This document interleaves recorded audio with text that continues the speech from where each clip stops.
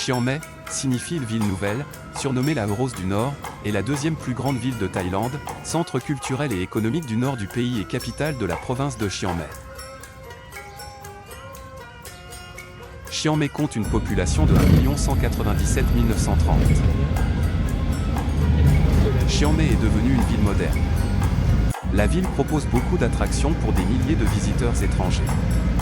Son importance historique provient de sa situation stratégique près d'une branche méridionale de l'ancienne route de la soie, et ce longtemps avant l'afflux moderne des visiteurs étrangers. La ville a été un centre renommé pour son artisanat, les ombrelles, les bijoux, en particulier en argent, et ses sculptures sur bois. L'histoire de Chiang Mai.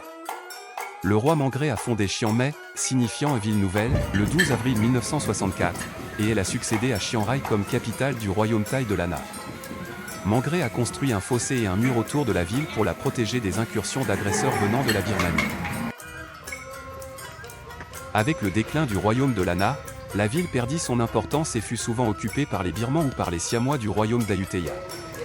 Elle fut même réunie au royaume de Langsan sous l'autorité du roi Setthathirath entre 1546 et 1556, puis passa sous domination birmane, dynastie Taungoo, de 1558 à 1725.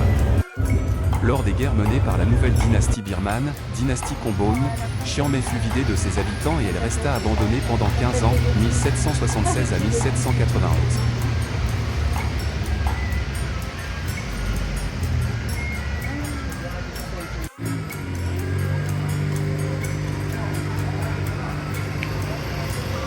Wat Phra Dua Suthep est un temple bouddhiste de la province de Chiang Mai. Le temple est désigné souvent sous le nom de Dua Suthep bien que ce soit en réalité le nom de la montagne sur laquelle il est localisé. Le temple est situé à 15 km de la ville de Chiang Mai, et est un site sacré pour les Thaïlandais. Le temple demeure toujours une destination très populaire auprès des visiteurs étrangers. Le temple peut être accessible à l'aube pour voir le lever du soleil sur la ville.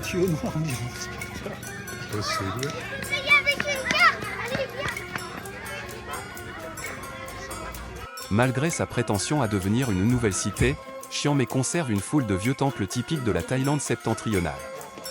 À une quinzaine de kilomètres du centre-ville, le Wat Phra Dua Suthep invite à une pieuse méditation dans une atmosphère imprégnée de silence et de mysticisme, où chaque pierre, chaque statue, chaque marche révèle un aspect du bouddhisme. Si vous n'êtes pas d'humeur à méditer, d'autres bonnes raisons incitent à visiter le sanctuaire. Parce que sa situation en hauteur, 1073 mètres, en fait un terrain de jeu pour qui pratique la randonnée et l'escalade libre, parce que la montagne Dua Suthep revêt un caractère sacré dans l'esprit des Thaïlandais, et parce que le temple lui-même fait partie intégrante du parc national de Dua Suthep. Puis, le Wat Phra Dua Suthep est un incontournable de Chiang Mai. Les amateurs de beaux-arts reviendront heureux de ce périple.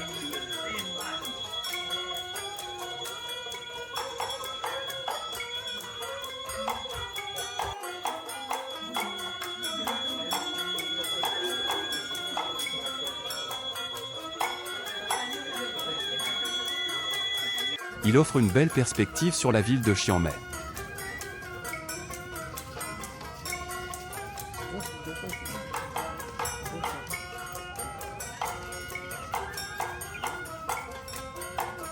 L'origine du sanctuaire relève de la légende. Un roi du Lana répondant au nom de Nunaon a ordonné de le bâtir en 1383. Il s'est appuyé sur la foi d'un présage pour déterminer l'emplacement. Un moine bouddhiste originaire de Sukhothai est venu lui rapporter une relique, un reste de la clavicule ou de l'omoplate du Bouddha. Sumanatra, ainsi s'appelait le moine, informa d'abord le souverain de Sukhothai de sa trouvaille, mais ce dernier, non convaincu de l'attribution de l'os à Bouddha, ne lui a accordé aucun crédit. Mais Nunaon était mieux disposé à écouter ses propos. Il libéra son éléphant blanc, plaça la relique sur son dos et l'envoya promener dans la forêt. L'éléphant s'arrêta sur la montagne d'Ouasutep, où il fit un somme profond et expira. Le roi considéra que le décès de la bête à cet endroit précis est le fait de la volonté de Bouddha. Sans tarder, un temple bouddhiste a été érigé sur la montagne. S'il est un monument bouddhiste que les visiteurs ne doivent pas manquer lors d'un séjour à Chiang Mai, c'est bien le Wat Prata d'Ouasutep. Les habitants l'appellent le temple de D'Ouasutep tout court, du nom du massif montagneux auquel il est joliment suspendu. Que vous soyez un curieux d'architecture ou un vrai connaisseur, la visite du monastère ne saurait vous décevoir. Avec ses chedis aux allures de campanile, ses statues, ses jardins plantés d'arbres et ses chapelles à toiture caractéristique, le monastère est un fidèle exemple de l'art lana. Le site compte un certain nombre d'attractions. Outre le plaisir de sentir l'air frais sur son visage et de voir des paysages montagneux, le monastère en lui-même est magnifique, tant depuis la façade que dans l'enceinte. Un long escalier conduit au portail d'entrée du temple. Des nagas à plusieurs têtes se tiennent alignés à chaque extrémité des degrés. Ils renvoient à des créatures en forme de serpent, détentrices de pouvoirs magiques, qui surveillent jalousement l'entrée des pagodes. Devant vous s'étale la plus longue allée de nagas de tout le pays du sourire. Le portail franchi, la première chose qui s'offre au regard est le mémorial de l'éléphant blanc, dont les errements ont décidé de l'emplacement du complexe. Occupant la partie nord du temple, un auguste chédi en or se dresse sur 24 mètres de haut. Tous les visiteurs partagent le même avis, c'est la plus belle attraction du Wat Prata d'Ouasutep. La base est tracée dans un plan octogonal, puis la toiture se décline en gradins pour se terminer en une flèche effilée aux flamboyantes dorures. Il annonce par excellence le style du Nord. Mais bien que l'art lana prédomine, le design du chédi marie harmonieusement le style thaï, le style birman et le style sukhothai. Par exemple, le chatra en forme d'ombrelle est hérité des envahisseurs birmans. La toiture à niveau, étagée et inclinée, est une caractéristique du bouddhisme Theravada. Les couches concentriques rappellent les états spirituels que le bouddhiste doit gravir pour mériter son enlèvement au nirvana. L'inclinaison de la toiture est, elle aussi, riche de symboles, elle représente le désintérêt pour les biens terrestres, qui sont passagers et périssables, et la légèreté de l'âme, ambitieuse de goûter à la paix et à la suprême félicité. Le design particulier de la toiture se répète sur les viarnes et les pavillons environnants. Le patrimoine artistique est inestimable. Les murs racontent les épisodes importants de la vie de Bouddha ainsi que ses pérégrinations lorsqu'il est parti prêcher sa doctrine. Par endroits, les sujets des tableaux ont trait à l'hindouisme. À part les fresques murales, des statues de Bouddha de toute taille sont au rendez-vous, façonnées dans divers matériaux et relevant de différents mouvements artistiques. À l'intérieur du temple, vous découvrirez une heureuse imitation du Bouddha d'émeraude, la statue originale étant conservée au Wat Phra Kaeo à Bangkok. La représentation de Ganesh, le dieu hindou de l'intelligence, dans ce lieu de culte bouddhiste ne manque pas de surprendre. La présence de cette statue à tête d'éléphant trahit le syncrétisme religieux qui était la règle en Thaïlande à une lointaine époque. Le site n'est pas seulement un lieu de prière. Il a ouvert un centre dédié à la méditation, où le public peut apprendre et pratiquer cette discipline.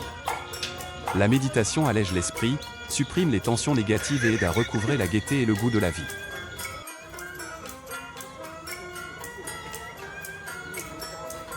Les marchés nocturnes font partie intégrante de la culture thaïlandaise.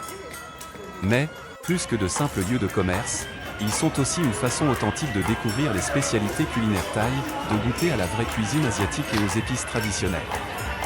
Ils sont aussi l'occasion de faire du shopping, de dénicher des objets souvenirs et de partager de bons moments avec la population locale.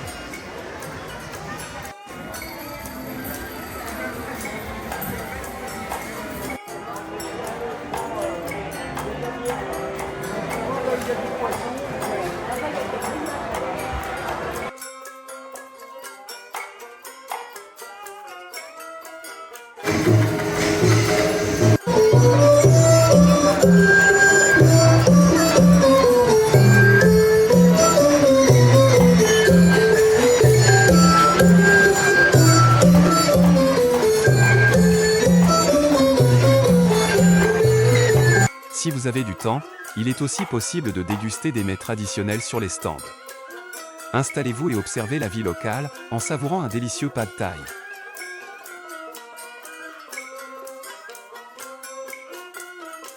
Ou bien un délicieux poisson grillé du Mékong.